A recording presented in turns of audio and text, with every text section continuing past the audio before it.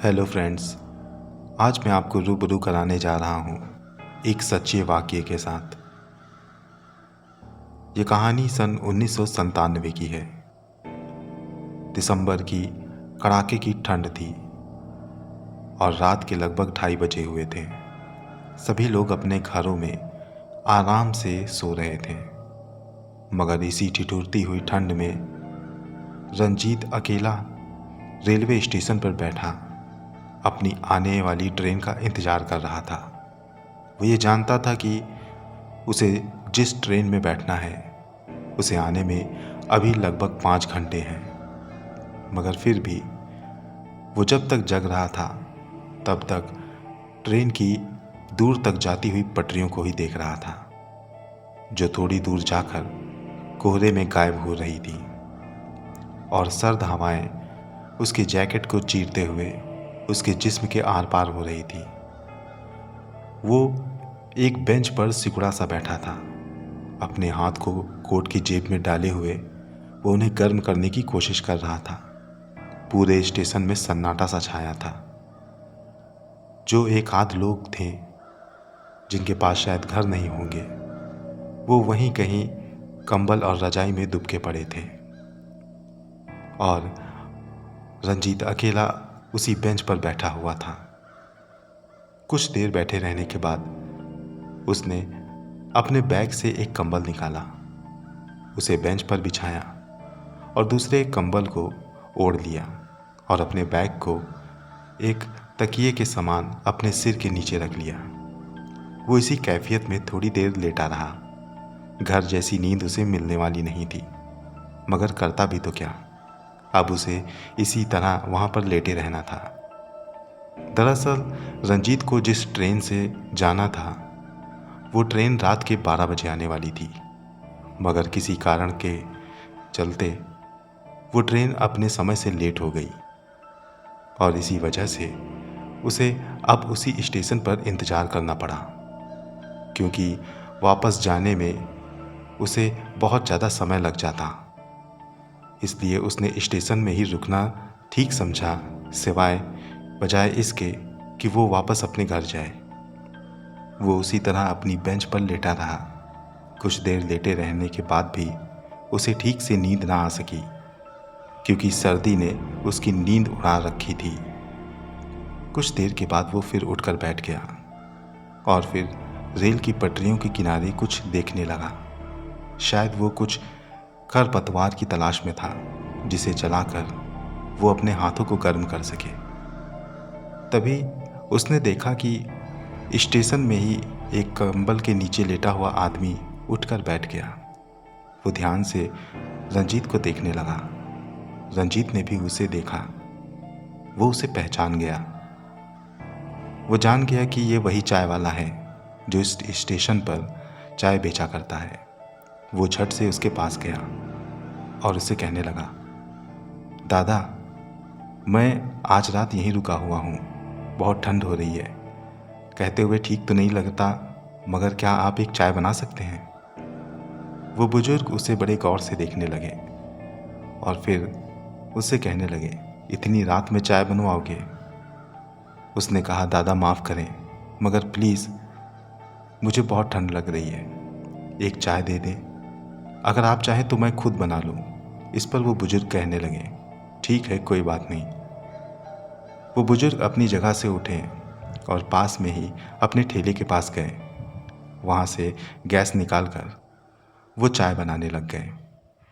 कुछ ही देर के बाद उन्होंने गर्मा गर्म चाय बनाई। उन्होंने उस चाय को रंजीत को देते हुए कहा, लो बरखुरदार, इससे ही काम चलाओ, अभी खाली चाय ही मिलेगी। रंजीत ने उनका शुक्रिया अदा किया और वहाँ से अपने बेंच की ओर आने लगा।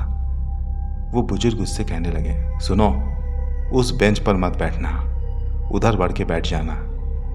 रंजीत ने देखा कि जिस बेंच की ओर वो इशारा कर रहे थे वो बेंच थोड़ा और आगे बढ़कर थी और वहाँ हवा का झोंका तेज लग रहा था। रंजीत बिना कुछ कहे अपने बेंच की ओर बढ़ गया। उसने सोचा कि आखिर इन्होंने मना क्यों किया होगा, लेकिन फिर उसने उनकी बात को नज़रअंदाज किया। वो वापस अपनी उसी बेंच पर बैठ गया। ये देखकर वो बुजुर्ग फिर उसके पास आए और उससे कहने लगे, सुनो, ये बेंच खाली कर दो, वहाँ बैठो, इस पर मत बैठो। रंजीत को ये बात थोड़ी अटपटी लगी। उसने कहा, मगर क्यों? इस पर वो बुजुर्ग उसे तेज आवाज़ में कहने लगे, सवाल बहुत पूछते हो। मैंने कहा ना कि ये बेंच को खाली करो और वहाँ बैठो जाकर। रंजीत को तो बहुत गुस्सा आई, मगर वो अपने गुस्से को शांत करे हुए वहीं खड़ा रहा। उसने सोचा कि अब इतनी रात में इनसे क्या बहस करना। वो थोड़ी देर वहीं खड़ा रहा और फिर मुंह फेर लिया। वो बुजुर्ग भी कुछ देर के बाद अपनी जगह पर चले गए और काफ़ी देर तक रंजीत को देखते रहे। रंजीत भी चाय की चुस्कियां लेकर उन्हें बार बार देखता और फिर अपना मुंह फेर लेता, और फिर वो 2 कदम आगे चलकर दूसरी बेंच की ओर चला गया। उसके ऐसा करने पर वो चाय वाले बुजुर्ग भी सो गए। थोड़ी देर के बाद रंजीत वापस अपनी बेंच पर आकर बैठ गया। उसने सोचा कि अगर इस बार इन्होंने कुछ कहा तो मैं पलटकर जवाब दूंगा। आखिर ये इनकी खुद की थोड़ी ना है। एक बेंच के लिए इतने वाद विवाद करने का फ़ायदा क्या? यही सब सोचकर वो वापस उसी बेंच पर लेट गया। चाय पीने के कारण उसके जिस्म में थोड़ी गर्मी आई थी, जिसकी वजह से अब उसे नींद भी आने लगी। अभी वो नींद के आगोश में खोने ही वाला था कि तभी उसके कंधे पर किसी ने हाथ रखा। झट से उसकी आंख खुल गई। उनके सामने एक लंबा चौड़ा कदावर शख्स खड़ा था, जिसकी उम्र लगभग 50 से 55 साल रही होगी। रंजीत उठकर बैठ गया और उनसे कहने लगा, जी कहिए। वो शख्स उससे कहने लगे, तुम्हें ट्रेन से जाना है कहीं का? हाँ मुझे जाना है, मगर बात क्या है? उस शख्स ने कहा, देखो उन्होंने तुमको मना किया था ना कि इस बेंच पे मत बैठना, चलो जाओ उधर जाओ। उनकी बात सुनकर रंजीत बेंच से उठ खड़ा हुआ और थोड़ा झुंझलाते हुए कहने लगा, ये क्या तमाशा लगा रखा है? ये बेंच क्या आपकी है? क्या आपने इसे खरीद कर रखा है? ये तो सरकार की बेंच है और ये पैसेंजर्स के लिए बनाई गई है। इस पे कोई भी लेट बैठ सकता है। अगर आप बैठना चाहें तो मैं उठकर बैठ सकता हूँ, आप बैठ जाएं, मगर मैं यहाँ से वहाँ चला जाऊँ, ये नहीं हो सकता। और उधर इतनी ठंड में हवा का झोंका आ रहा है, यहाँ मुझे राहत मिल रही है। आप अगर बैठना चाहें तो साथ में बैठ सकते हैं, मगर मैं इसे खाली करके कहीं नहीं जाऊँगा। उसकी इस बात पर वो कदावर शख्स कहने लगा, बड़े अजीब आदमी हो, प्यार से कहा जा रहा तो समझ नहीं आता, अभी धक्के मार कर यहाँ से निकालूं? उसकी बात पर रंजीत थोड़ा सा सहमा और फिर वो कहने लगा, ऐसे कैसे मुझे निकाल सकते हो? और तुम ऐसे मुझसे क्यों बात कर रहे हो? क्या ये बेंच तुमने खरीद ली है? उस पर वो शख्स कहने लगा, शायद तुम्हें पता नहीं कि मैं ऐसा क्यों कह रहा हूँ, बैठो। उसके ऐसा कहने पर रंजीत उसी बेंच पर बैठ गया। वो कदावर शख्स भी उसके बगल में उस बेंच पर बैठा और कहने लगा, देखो ये बेंच हमारी है, हमने भले ही इसे खरीदा नहीं है, मगर हम बचपन से इसी पे बैठते हैं और इसी पे खेलते हैं। मैंने अपना बचपन गुजारा है और मेरे बाद मेरे बच्चे भी इस पर आकर खेलते हैं। मैं अक्सर आकर यहाँ बैठा करता था और अब मैं अपने बच्चों के साथ भी यहाँ पर आता हूँ। इसीलिए ये बेंच अब मेरी है, यहाँ से उठ जाओ, इसी में तुम्हारी भलाई है। उसकी बात पर रंजीत कहने लगा, लगता है तुम ऐसे नहीं मानोगे, तुम्हारी कंप्लेन करनी पड़ेगी। इस पर वो शख्स कहने लगा, तुम कहीं भी कंप्लेन कर दो, मगर मेरा कुछ नहीं बिगाड़ सकते। मैं आखिरी बार कह रहा हूँ कि यहाँ से हटोगे या नहीं? रंजीत कहने लगा, मैं नहीं हटूंगा, तुम आखिर कर क्या लोगे? उसके ऐसा कहने पर वो कदावर शख्स रंजीत की आंखों में आंख डालकर देखने लगा और उससे कहने लगा, अब अगर तुम यहाँ से नहीं गए तो अपने अंजाम के जिम्मेदार तुम खुद होगे। रंजीत उससे कहने लगा, कैसा अंजाम? ये कहते हुए रंजीत उसकी आंखों में देख रहा था और रंजीत को एहसास हुआ कि वो उसकी आंखों की गहराई में खोता चला जा रहा है और फिर उसे पता ही नहीं चला कि कब वो बेंच में बैठे बैठे वहाँ से सीधे रेल की पटरियों पर लेट चुका है। उसने अपने आप को रेल की पटरियों पर लेटा पाया। दोनों हाथ और पैर रेल की पटरियों से बंधे थे और वो कदावर शख्स वहीं उसके पास बैठा था। रंजीत कहने लगा, ये तुमने कैसे किया? वो शख्स जोरदार ठहाके लगाकर हंसते हुए उससे कहने लगा, मैंने कहा था ना कि मेरी बात मान जाओ, लेकिन तुम इंसान आसानी से कुछ नहीं मानते। अब भुगतो। ये कहते ही वो रेल की पटरियों से थोड़ी सी दूरी पर जाकर खड़ा हो गया और फिर रंजीत के कानों में रेल की हॉर्न की आवाज़ गई।